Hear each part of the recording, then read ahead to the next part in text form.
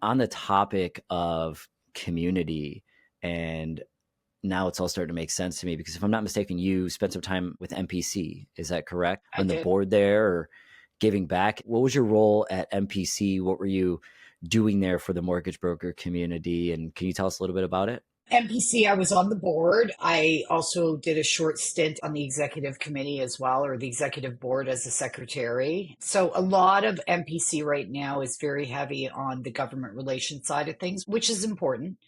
You know what? The government and the MPs and that are very busy and doing their own stuff. Like they are bombarded. This is what brokers have to understand. It's not just housing. They're bombarded with everyone putting their hand up saying my issue's important, mine's mine. And they have to filter down and figure out, okay, what is the best for the greater good? That's just the reality of it. So a lot of the time was the government relations, listening to members, of what their concerns are. I know everyone wants everything changed and fixed overnight, but they have to realize that you can't steer a ship overnight to change it exactly as you want. And we go through cycles in the mortgage industry. That's just how the housing market works. I've been through, 30 years of different cycles, like everything from a dot-com boom to the financial global meltdown in the US. Yes, the Big Short, I lived it, saw it, was in it. So, they're all cycles that happened. It was just providing the advice and the experience that I obtained over the last few decades and tried to, hopefully make a little bit of a mark in the difference of the industry. Do you feel like you made your mark?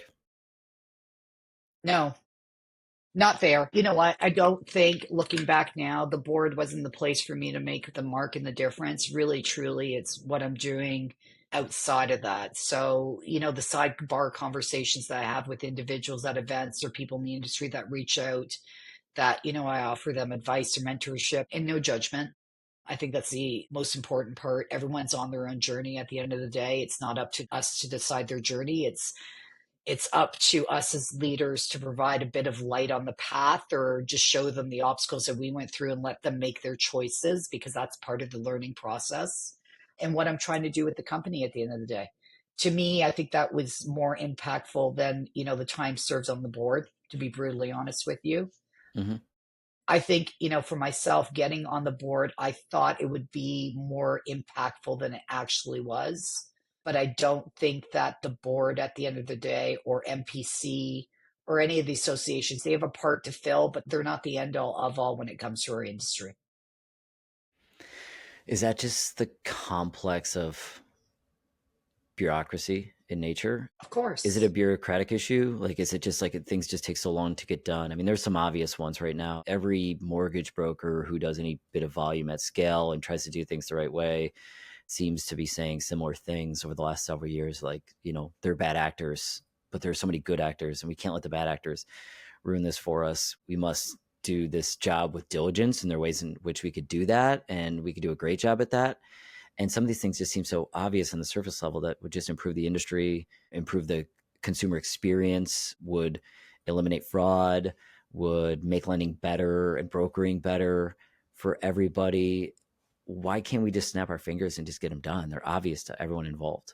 If you're talking from an association level, you have to remember at an association level, and you understand this, you've been around the block long enough, you have different people with different agendas that come on there. That's just the reality of it when you have associations like that. And it's not anything negative, it's just the truth. People going in there has, okay, this is my goals, this is my agenda, this is what I want to implement, this will better me and my company because everyone is different on what they want to accomplish. So bureaucracy happens because you got a lot of heads sort of bouncing off each other at the end of the day because I want this, no, I want that. I want vanilla, but I want strawberry, I want chocolate, right? But no one can figure out maybe we'll make Napoleon ice cream and have all three flavors, right? Like you're spending more time arguing why someone's idea is better than the other person's idea. I think there's a lot of hard truths in our industry. To your point, there are tremendous brokers out there that do fabulous work every single day. And there's also the bad side of it. But that's like any industry that's out there. The difference is that I believe in our industry is the lack of accountability of calling sometimes these things out. And as a leader, having those difficult conversations like, you know what, that's not going to happen in my house. And I don't care where you go.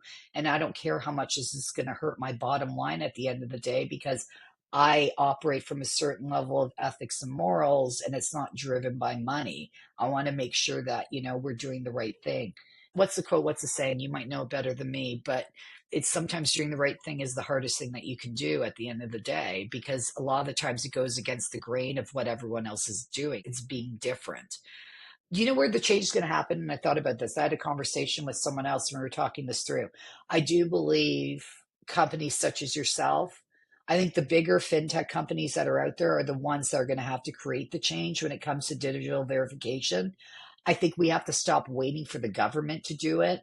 You know technology and you know the advances. There's other ways to do this. You don't need to plug into CRA to get the comfort level that the client is legitimately doing what they're doing today. Hmm.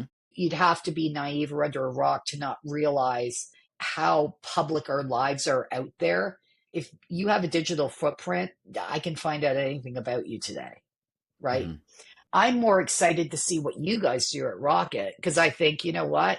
If you guys have the scope of doing it with technology, then you guys become the leader, or another fintech company, and being able to do that digital verification and let them catch up, right? You're going to need That's a someone in good this point. industry to do it first and let everyone else catch up, because that's the only way innovation and change happens. I think sometimes we all wait around for everyone else to do it. And so everyone could do it at the same time. I think what we need to start to see is more people now with digital advancements to step up and just say, hey, you know what? I'm going to be the first to do it. And this is what we're going to do, and be brave about it. And trust me, everyone else will catch up over time. Yeah, that's really well said. I think about it as social credit. And there are a lot of companies starting to pop up in that space and prove out some credit models that actually prove to be more accurate at predicting default than a traditional credit score.